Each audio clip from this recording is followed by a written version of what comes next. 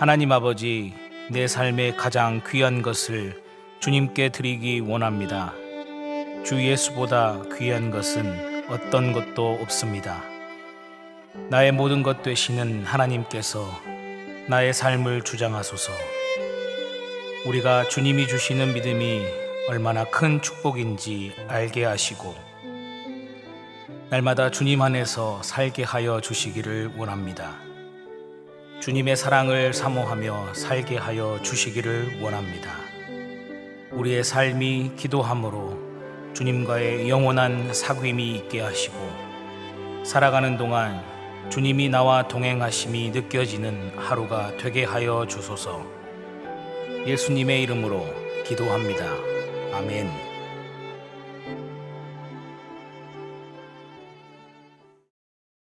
다 함께 찬송가 542장 함께 찬송하시겠습니다.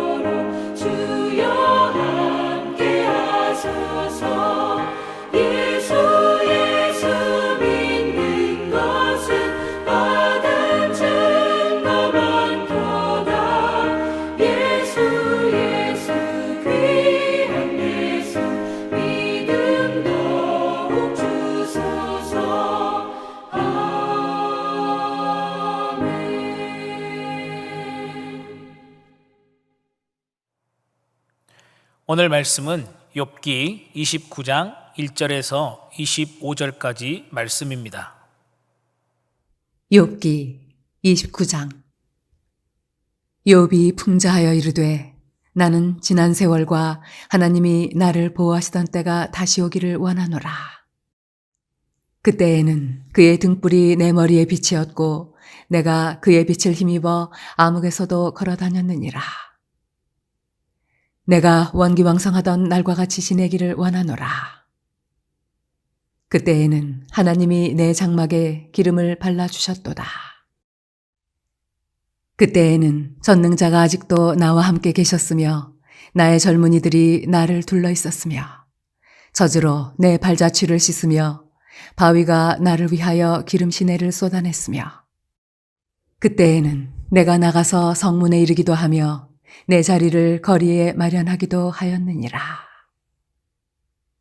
나를 보고 젊은이들은 숨으며 노인들은 일어나서 서며 유지들은 말을 삼가고 손으로 입을 가리며 지도자들은 말소리를 낮추었으니 그들의 혀가 입천장에 붙었느니라. 귀가 들은즉 나를 축복하고 눈이 본즉 나를 증언하였나니 이는 부르짖는 빈민과 도와줄 자 없는 고아를 내가 건졌음이라. 망하게 된 자도 나를 위하여 복을 빌었으며 과부의 마음이 나로 말미암아 기뻐 노래하였느니라. 내가 의를 옷으로 삼아 입었으며 나의 정의는 겉옷과 모자 같았느니라. 나는 맹인의 눈도 되고 다리 저는 사람의 발도 되고 빈궁한 자의 아버지도 되며 내가 모르는 사람의 송사를 돌보아 주었으며 불의한 자의 턱뼈를 부수고 노획한 물건을 그 이새에서 빼내었느니라. 내가 스스로 말하기를 나는 내 보금자리에서 숨을 거두며 나의 날은 모래알같이 많으리라 하였느니라. 내 뿌리는 물로 뻗어나가고 이슬이 내 가지에서 밤을 지내고 갈 것이며 내 영광은 내게 새로워지고 내 손에서 내 화살이 끊이지 않았노라. 무리는 내 말을 듣고 희망을 걸었으며 내가 가르칠 때에 잠잠하였노라. 내가 말한 후에는 그들이 말을 거듭하지 못하였나니 나의 말이 그들에게 스며들었음이라. 그들은 비를 기다리듯 나를 기다렸으며 봄비를 맞이하듯 입을 벌렸느니라. 그들이 의지 없을 때에 내가 미소하면 그들이 나의 얼굴빛을 무색하게 아니하였느니라. 내가 그들의 길을 택하여 주고 으뜸되는 자리에 앉았나니 왕이 군대 중에 있는 것과도 같았고 애곡하는 자를 위로하는 사람과도 같았느니라. 오늘 함께 읽으신 본문 29장은 욥과 세 친구의 총 3번에 걸친 긴 논쟁을 마치고 마지막으로 욥이 고백하는 독백 부분입니다. 욥은 세 친구들과의 논쟁에서 자신의 삶에 닥쳐온 고난 가운데 자신의 출생과 또 자신의 삶을 부인하는 등의 절망적인 그런 감정도 보이지만 이 세 친구들과의 논쟁이 마무리되는 이 시점에서는 자신의 과거의 삶을 회복하고자 하는 그런 소망을 드러내며 독백을 시작하고 있습니다. 그 시작이 바로 오늘 본문 29장의 말씀이죠. 오늘 본문의 대략적인 내용은 다음과 같습니다. 1절부터 10절까지는 자신이 과거에 누렸던 사회적 지위에 대한 회상이고 또한 17절까지는 사람들에게 존경받을 수밖에 없었던 자신이 살아온 그런 삶에 대한 회상 부분이고 마지막 25절까지는 하나님의 축복을 받은 자로서 앞으로 자신의 삶의 번영에 대한 기대 또한 자신의 모습과 사람들이 어떻게 자기를 대했는가에 대한 과거의 회상을 기록하고 있습니다. 오늘 이 아침 욥의 회상 이야기를 통해서 우리가 추구해야 하는 그런 믿음의 삶의 모습이 어떤 것인지 함께 생각해 보기를 원합니다. 보통 사람들은 이 고통과 환난의 시간을 통과하면서 바라는 것들이 있습니다. 어떤 거창한 것을 바라는 것이 아니라 그 고통의 시간이 어서 끝나기를 바라는 것이죠. 그러면서 그 고통의 시간이 오기 전에의 그 자신의 모습, 또 자신의 삶, 또는 고통의 현실과 반대되는 그런 상황들을 바라곤 합니다. 예를 들면 건강을 잃은 자는 건강의 회복을 바랍니다. 가난에 찌들어 고통 가운데 있는 사람들은 그 가난에서 벗어나는 그런 삶을 소망하고 바라죠. 또한 사람들에게 시달렸던 사람들은 그 사람들에게 벗어난 어떤 새로운 상황과 환경을 바라게 됩니다. 그렇지 않습니까? 건강하게 다시 살면서 고통 없는 즐거운 삶을 살기를 희망하고, 또한 굳이 부자로 살지 않아도 먹을 것, 입을 것 걱정 없는 그런 평범한 삶을 누리기를 희망합니다. 또한 자신을 좋아하는 사람들에게 둘러싸여 그들과 함께 즐거운 시절을 보내는 것을 갈망하죠. 그래서인지 지금 욥이 회상하는 것도 그와 같은 맥락인 듯하여 보입니다. 욥은 자신의 고백을 이렇게 시작하고 있습니다. 3절에서 하나님의 등불이 자신의 머리에 비추고 암흑에서도 걸어다녔다라고 이렇게 시작하고 있습니다. 또한 4절에서는 하나님께서 자신의 장막에 기름을 발라주셨다. 또 그 이하의 9절에서는 이 저주로 발자취를 씻으며 바위가 기름 시내를 쏟아냈다라고 고백하고 있습니다. 우리는 욥의 이러한 고백 속에서 이 하나님의 보호하심과 은혜 가운데 그가 얼마나 물질의 번영을 누렸는지 알 수 있습니다. 본문에 등장하는 젖과 기름은 모두 부요함을 상징하죠. 욥은 자신의 부요함을 이렇게 비유적으로 나타내고 있습니다. 가축들이 짜낸 젖으로 자신의 발을 씻을 수 있을 만큼 많은 그런 가축을 소유했다는 것을 피력하고 있습니다. 욥이 살았던 시대에도 가축으로부터 얻을 수 있는 이 젖은 귀하고 중요한 식량이었습니다. 예전에 본 다큐멘터리에 따르면 평소에 고기를 자주 먹을 수 없는 가난한 사람들은 자신이 기르는 그런 가축의 젖으로부터 이 몸에 필요한 단백질과 또 동물성 지방을 얻기 때문에 이 젖은 매우 귀중한 식량원이라고 소개하였습니다. 이러한 중요한 식량원이 되는 가축의 젖이 이 자신의 발을 씻는 데 사용해도 될 만큼 많았다라고 지금 욥은 회상하고 있는 것이죠. 또한 광야에서 모세가 반석을 쳤을 때 수많은 이스라엘 백성과 가축들이 마실 만큼의 많은 물을 낸 것과 같이 자신의 삶 속에도 그만큼의 많은 양의 기름의 부요함이 있었다는 것을 욥은 이야기하고 있습니다. 그리고 7절에서 10절까지는 자신의 사회적 지위가 어떠했는지에 대해서 이야기하고 있죠. 많은 사람들이, 소위 말하면 힘께나 있다고 하는 사람들이, 지혜가 좀 있다고 하는 사람들이, 한 자리씩 꿰어차고 있다고 하는 사람들이, 돈을 좀 가지고 있다고 하는 그런 사람들이 모두 자신 앞에서 꼼짝도 못하고 스스로 그 몸을 숙이고 낮추었다라고 고백하면서 자신이 그만큼의 이 높은 사회적 지위를 소유했음을 이야기하고 있습니다. 그런데요, 여기까지의 그의 고백을 보게 되면 자신의 손과 또 인생 가운데 아무것도 없는 그런 삶을 지금 벗어나 하나님께서 모든 것을 풍족하게 하셨던 그런 과거의 삶을 그리워하는 것 같이 보입니다.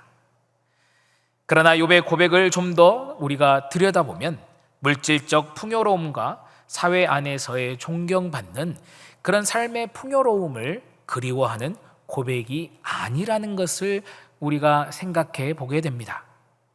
12절 이하를 보시면 욥은 부르짖는 빈민과 도와줄 자 없는 고아를 건졌던 자신의 시절을 그리워하고 있습니다.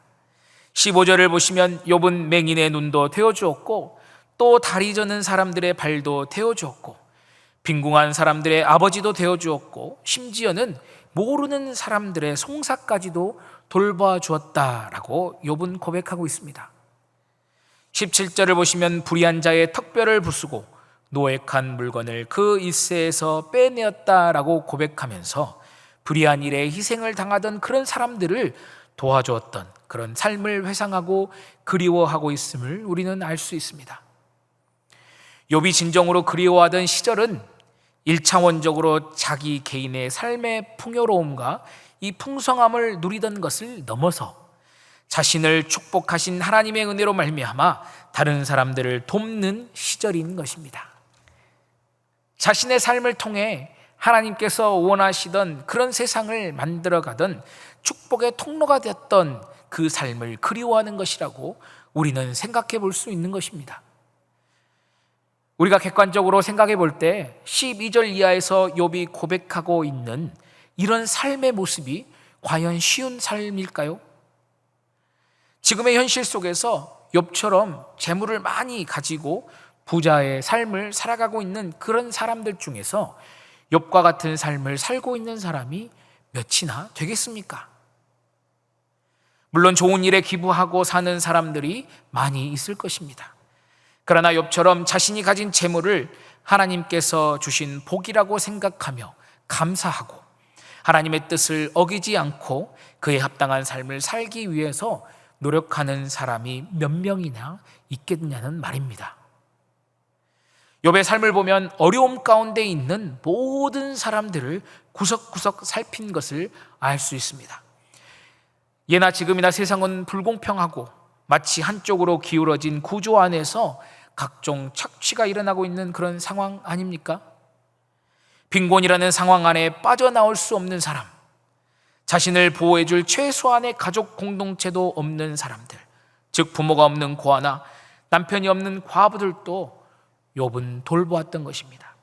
이 당시 미천한 취급을 받았던 어떤 신체적 장애가 있었던 사람들, 심지어는 모르는 사람들의 형편까지도 그는 세세하게 챙겼던 것입니다. 이런 모든 사람들을 외면하지 않고 구석구석 살피며 자신의 재물을 기쁘게 사용하는 이런 욥과 같은 사람은 정말로 찾아보기 드물 것입니다. 욥은 아마도 자신이 가진 모든 재물이 이미 자신의 것이 아니라고 생각했을 것입니다. 욥기 초반에 나와 있는 그의 삶의 모습을 보면 어쩌면 너무나도 노심초사하는 것이 아니냐고 우리가 생각할 정도로 하나님의 뜻을 거스르지 않기 위해서 노력하는 그의 모습을 볼 수 있습니다. 심지어는 자기 자녀들이 부지 중에 지은 죄가 있을까 하여 그것을 위해서도 하나님 앞에 번제를 드렸다는 것은 그가 얼마나 하나님 앞에 성결한 삶을 살고자 했는지 가늠해 볼 수 있게 합니다. 욥이 진정으로 그리워하던 시절은 자신의 삶의 이유, 자신을 이 땅 가운데 보내신 하나님의 그 목적을 삶에서 성실하게 감당했던 그 시절을 그리워하고 있는 것입니다. 욥은 성경에서 말씀하고 있는 하나님을 사랑하고 이웃을 자신의 몸같이 사랑했던 그런 대표적인 인물이라고 해도 결코 과장됨이 없을 것입니다. 어쩌면 우리는 욥의 모습을 통해서 예수 그리스도의 모습 또한 발견할 수 있을 것입니다. 우리는 이런 욥을 통해서 믿는 사람들이 진정으로 추구해야 하는 그런 삶의 모습을 다시 한번 생각해 볼 수 있게 됩니다. 어떤 삶을 사는 것이 예수 그리스도를 따르는 삶을 사는 것인지 발견할 수 있게 된다는 것이죠. 우리는 조금 더 많은 물질을 얻기 위해서 열심히 일을 합니다. 그 물질이 우리가 생각하는 어떠한 안정된 수준을 유지해 준다고 생각하면서 그 물질을 쌓기 위해서 여러 가지 노력을 하죠. 아마 재테크도 할 것이고 또한 저축도 할 것입니다.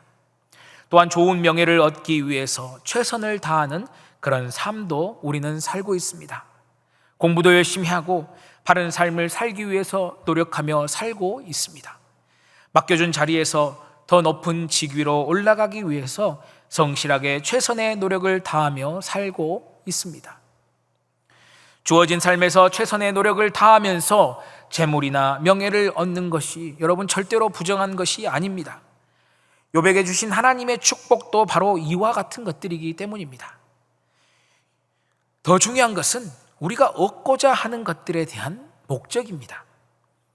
만약 우리가 최선의 노력을 다해서 얻고자 하는 것들이 우리 개인만을 위한 것이라면 아무런 유익이 없다는 것입니다. 좀 더 직설적으로 표현해서 하나님이 빠진 채로 우리 개인의 욕심과 만족을 위한 것이라면 아무런 유익이 없이 오히려 해가 될 뿐이라는 것이죠. 바라게는 오늘 하루의 삶을 살아가시면서 욥이 간절히 바라며 걸었던 하나님의 축복의 통로가 되는 그런 삶을 사시기를 축복합니다.